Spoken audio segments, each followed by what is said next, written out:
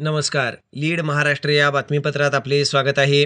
सालाबादप्रमाणे होणारी पश्चिम महाराष्ट्रातील सर्वात मोठी मरगाई देवीची यात्रा बेडग येथे दिनांक 16/4/2024 रोजी संपन्न होणार आहे. ही यात्रा गुढीपाडव्याच्या 7व्या दिवशी येते. यात्रेला फार मोठी परंपरा आहे. त्राटकीचे सोंग संपूर्ण महाराष्ट्रात कोठेही पाहायला मिळत नाही. या आणि अशा अनेक परंपरांनी बेडगची यात्रा संपन्न होत असते.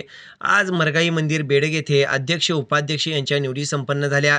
यात्रा कमिटीचे अध्यक्ष माननीय श्री पांडुरंग तात्या सुखाडे, कार्याध्यक्ष तानाजी मल्हारी नागरगोजे, उपाध्यक्ष नंदकुमार रामराव शिंदे, उपाध्यक्ष संजय यशवंत शिंगाडे, सचिव संतोष शिवाजी पाटील भोसेकर, खजिनदार जितेंद्र तुकाराम धोंड या निवडी संपन्न झाल्या. यावेळी सर्वच नेते मंडळी तसेच नागरिक मोठ्या संख्येने उपस्थित होते.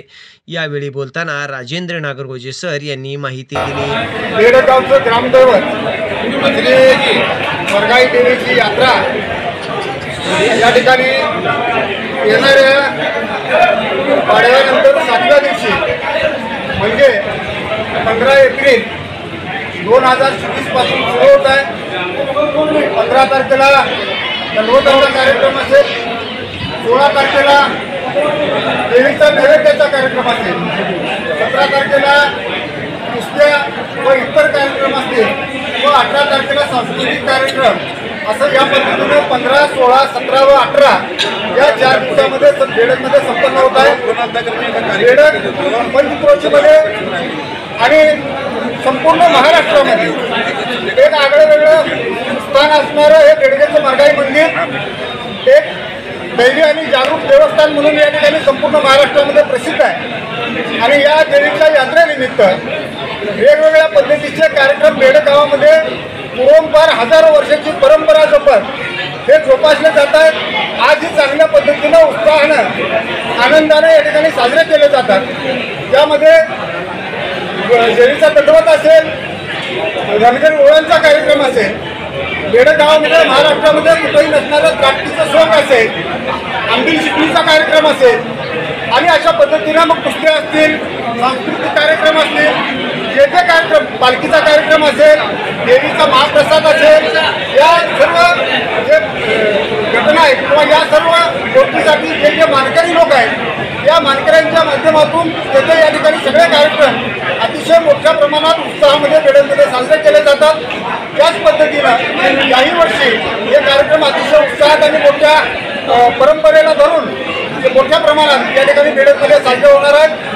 जरी निवडणुकीची आचारसंहिता असली तरी देखील हे सर्व धार्मिक कार्यक्रम असल्यामुळं या पद्धतीनं पूर्वंपार पद्धतीनं चालत आलेले त्याच पद्धतीने या ठिकाणी निर्विघ्नपणे आणि आचारसंहितेच्या सगळ्या नियमांचं काटेकोर पालन करून या ठिकाणी पार पडले जातील. या वर्षीच्या या उत्सवाला आणखी एक चांगली किनार अशी आहे की बेडग मरगाई देवस्थान या ठिकाणी सांगली जिल्ह्याचे पालकमंत्री माननीय नामदार सुरेश भाऊ खाडे यांच्या माध्यमातून भव्य देवस्थानमध्ये या मंदिराचा या ठिकाणी कायापालट झालेला आहे. संपूर्ण महाराष्ट्रामध्ये एक वेगळ्या पद्धतीचं सांगली जिल्ह्यामध्ये वेगळ्या पद्धतीचं मरगाईचं मंदिर या ठिकाणी उभारलेलं आहे. हे भव्य दिव्य असं मंदिर आणि या मंदिराच्या भक्तीसाठी संपूर्ण महाराष्ट्रातून मुंबई पुण्यातून 8 दिवस 4 दिवस लोक रजा काढून या ठिकाणी बेडगमधला सगळे समाज म्हणजे जास्त करून आम्हाला सांगावं असं वाटत असेल तर तो आमचा गवळी समाज असेल, गोंधळी समाज असेल आणि इतर सगळे समाज म्हणजे सर्व बहुजन वर्ग या मंदिरामध्ये या देवीवर अपार अशी श्रद्धा या सर्व समाजांची आहे. आणि हे सगळे समाज या ठिकाणी या देवीसाठी या येत असतात.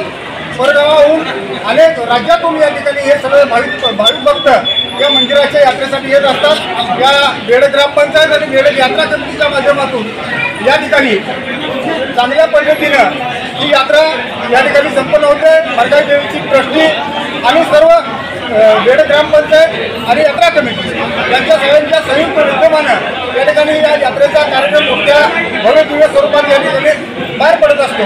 आज या यात्रा कमिटीसाठी चालू वर्षासाठी यात्रा कमिटीची निवड या ठिकाणी करण्यात आली. यामध्ये यात्रा कमिटीचे अध्यक्ष म्हणून माननीय पांडुरंग तात्या खाडे यांची या ठिकाणी निवड करण्यात आलेली आहे. त्याचबरोबर या यात्रा कमिटीचे कार्याध्यक्ष म्हणून तानाजी मल्हारी नागरगोजे यांची निवड करण्यात आलेली आहे. त्याचबरोबर या यात्रा कमिटीचे सचिव म्हणून या ठिकाणी संतोष शिवाजी पाटील भोसेकर यांची निवड करण्यात आलेली आहे. त्याचबरोबर उपाध्यक्ष म्हणून नंदकुमार रामराव शिंदे असतील, संजय यशवंत शिंगाडे असतील, त्याचबरोबर या यात्रा कमिटीचं खजिनदारपद हे जितेंद्र सिंह तुकाराम धोड यांच्याकडे या ठिकाणी यावर्षी देण्यात आलेलं आहे आणि त्याचबरोबर बेडे गावातील सर्व मान्यवर मंडळींची कमिटी या ठिकाणी या यात्रा कमिटीची असते आणि या सर्व यात्रा कमिटीच्या माध्यमातून ट्रस्टी ग्रामपंचायतच्या माध्यमातून यावर्षीची यात्रा अतिशय भव्य स्वरूपात या ठिकाणी संपन्न होईल आणि आपण सर्व भाविक भक्तांनी या यात्रेमध्ये खुल्या गोविंदानं आनंदानं सहभागी व्हावं अशी मी या ठिकाणी बेडक ग्रामस्थांच्या वतीनं सर्वांना विनंती करतो. धन्यवाद.